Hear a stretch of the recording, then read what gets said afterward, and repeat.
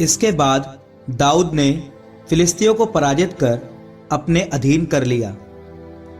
उसने फिलिस्तियों के हाथों से गत और उसके पास के गांव छीन लिए। उसने मोआब को पराजित किया। मोआबी दाऊद के अधीन हो गए और उन्हें उसको कर देना पड़ा। दाऊद ने सोबा के राजा हदद-एजेर को हमात के पास पराजित किया।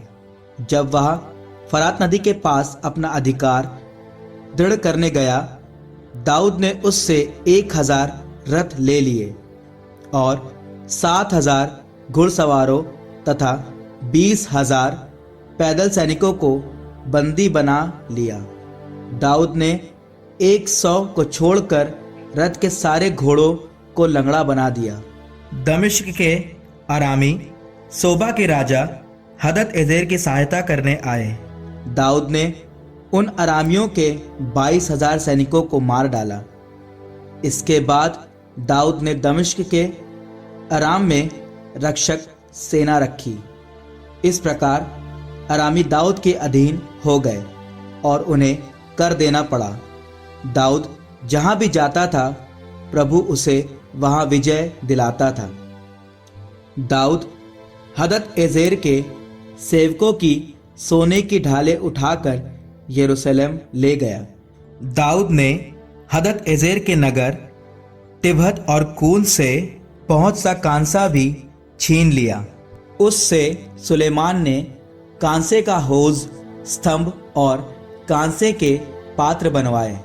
जब हमात के राजा तोई ने सुना कि दाऊद ने सोबा के राजा हदद-एजेर की सारी सेना को पराजित कर दिया, तो तोई ने अपने पुत्र हदोराम को राजा दाऊद के यहाँ प्रणाम करने और बधाई देने के लिए भेजा कि उसने हदद-एजेर को युद्ध में पराजित किया है, क्योंकि हदद-एजेर से तोई का भी बैर था।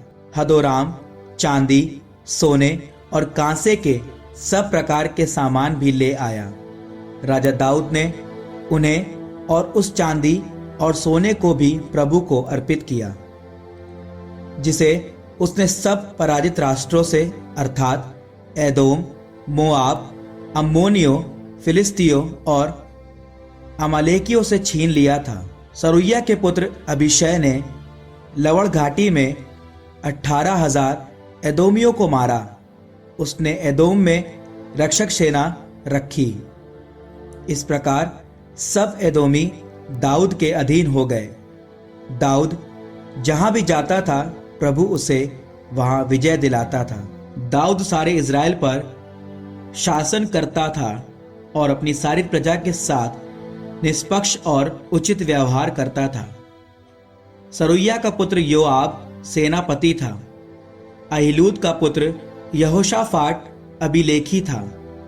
अहीटूब का पुत्र सादोक और एब्यातार का पुत्र अहीमेलेक याजक थे। शौशा सचिव था।